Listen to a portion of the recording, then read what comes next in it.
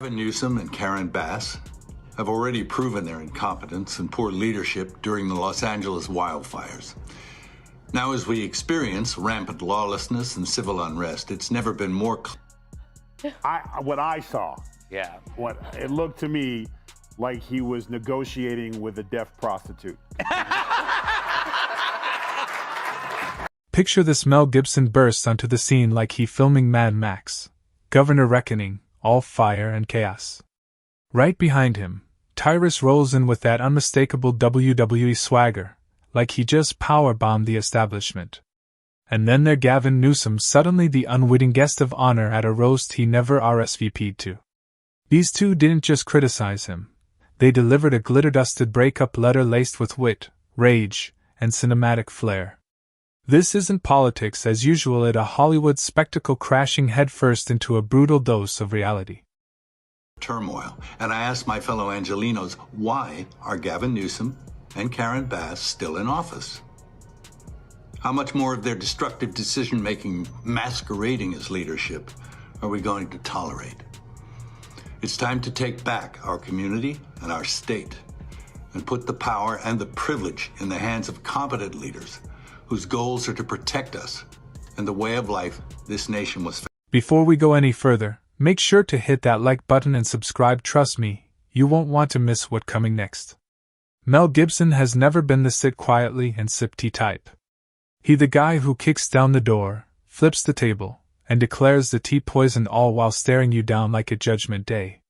But this time, his latest production isn't about warriors, swords, or saints. The star of this drama, none other than the walking shampoo commercial himself, Gavin Newsom. The tension boiling, and Gibson about to pour every last drop. You can watch the tape.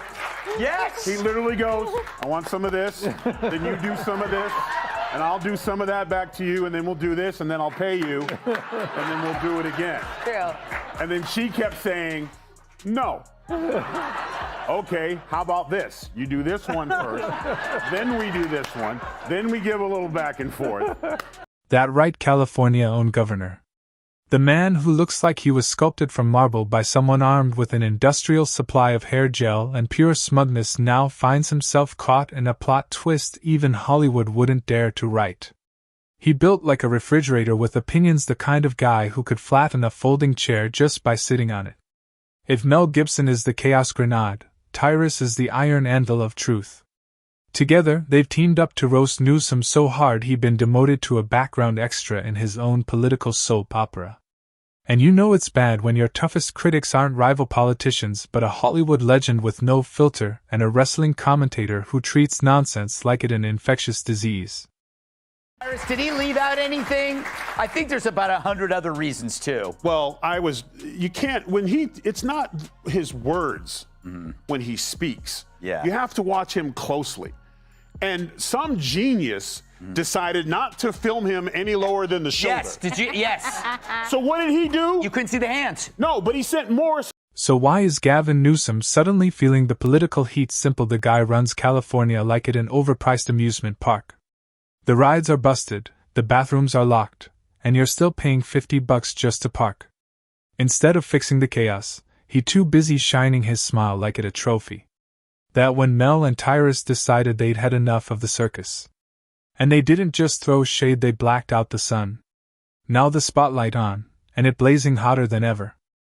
Governor Gavin Newsom and LA Mayor Karen Bass, well, they were also suggesting that LA was under control. They had it covered while, of course, LA was essentially burning. And they've been blaming Donald Trump for all the chaos in LA, while Gavin Newsom has been trying to emerge as the strong leader of the Democrats as he eyes off the presidency in 3 years' time. But actor Mel Gibson has spoken out, blasting the governor and the mayor, rightfully so, for their disastrous leadership. Mel Gibson's message couldn't be more direct. Here, a man who spent decades in Hollywood watching phonies climb the ladder by pretending to care, so when he sees Gavin Newsom playing the part of the golden boy of progress, it déjà vu in the worst way. Gibson probably thinking, I've played villains more believable than this guy. While he dismantles Newsom's image with surgical precision, Tyrus barrels in like a freight train made of pure sarcasm. But this isn't just a takedown of bad politics, it's a call out of obsession with image. Newsom struts around like a president in waiting, his hair shinier than an oil slick, rehearsing his serious leader face like he auditioning for daytime TV. Meanwhile, his state looks like a dystopian film set, deodorant locked behind glass, tent cities outnumbering Starbucks, chaos on every corner. Gotham without Batman and Gibson patience has officially expired. Yeah. He's negotiating with the deaf prostitute. Yeah. Let's just stick with that. Yeah. More likely. Yeah. Now, a lot of people have been coming out and calling out, Gavin Newsom endlessly, and the biggest one of all is Mel Gibson. We all know that he is a very big, open critic of Gavin Newsom, and he continues to actually do that, and rightfully so, because we already know that there's a lot of issues going on right now within the state of... Picture this: Gibson calls out the chaos, and Tyrus backs him up with that signature grin that practically says, "Yeah, we see you." Meanwhile, Newsom stands there like a dethroned prom king watching his crown get snatched in front of the whole school. The sting isn't just in the criticism, it's in how brutally entertaining the whole thing is. This isn't a debate, it's the roast of the century. When Hollywood fire meets wrestling grit, you get meme-worthy destruction on a cinematic scale. California become the political version of a pothole, expensive to fix, painful to deal with, and completely ignored by the guy steering the car. Gibson not here for diplomacy, he dropping blockbuster-grade burns, while Tyrus amplifies it with comedic body slams that hit harder than reality itself. Together, they don't just call out Newsom, they launch him into a spotlight so harsh it makes Hollywood red carpets look dim. The cruel twist? Newsom always wanted to be the star, but now, he the punchline in his own show. Gibson lost his house in these wildfires, and what you just saw there was an effort to recall the governor and Mayor Bass.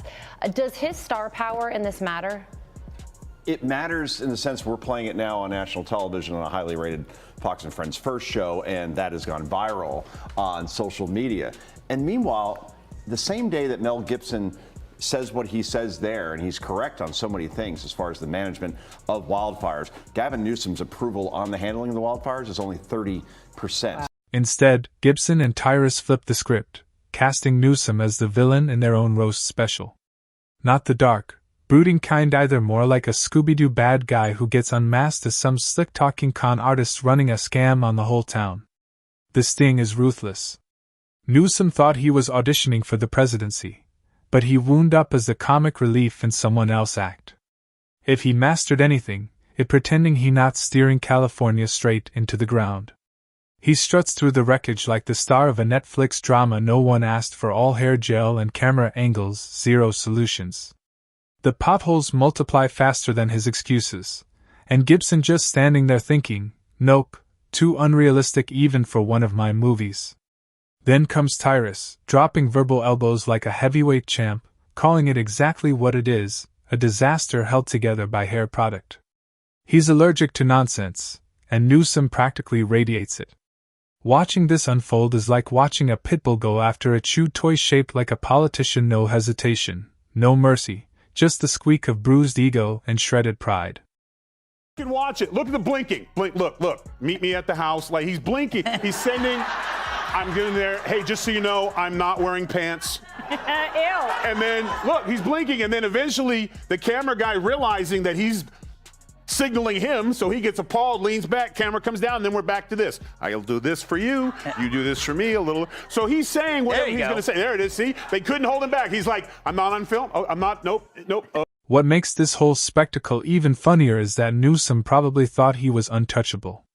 Politicians expect pushback from rivals or the occasional late-night jab, not a full-on tag-team assault from a Hollywood firebrand and a wrestling powerhouse. Gibson storms in with the subtlety of an action movie explosion, while Tyrus makes it clear this roast isn't just about California, it's about the absurdity of a man playing president, while his own state looks like a real-life survival game where everyone losing. California, once the land of sunshine, dreams, and movie magic, has turned into a theme park called The Collapse. Admission free if you're homeless, overpriced if you're not, and the only ride that still works is the one that takes you out of state. That the real sting. Gibson knows the difference between a blockbuster and a total flop, and right now, California wouldn't even make it to straight-to-DVD status. It pure YouTube fail compilation energy. Gibson brings the fire. Tyrus brings the knockout punchlines. Together, they're unstoppable. Newsom practically handed them the material blackouts, sky-high rent, and crime soaring through the roof, yet somehow, his hair remains flawless. If vanity were taxable, California would be debt-free. Gibson mocks it. Tyrus seals it with the KO line, "Great hair can't cover bad leadership." You can almost picture Newsom watching the clips, nervously running his fingers through that perfect hair, praying it's still camera ready. Well, speaking of full of isn't it? I'm sorry, I'm confused. He's still governor, right? Yes. Yeah. So he could do something about it. That's the most irritating thing, is like, why did anyone say with a follow-up where he's like, the homeless situation is ridiculous? Follow-up question, aren't you governor? Yeah. Like, that's the difference. That's the difference between the radical left and President Trump. He'll talk about something as it's. Because once you've been reduced to a punchline, all you can do is pretend you're still in control. And for Newsom, that illusion comes neatly packaged with a perfect smile and a salon-grade blow-dry. The brilliance of this whole fiasco is how effortlessly it exposes him, a man who mistakes looking good for doing good.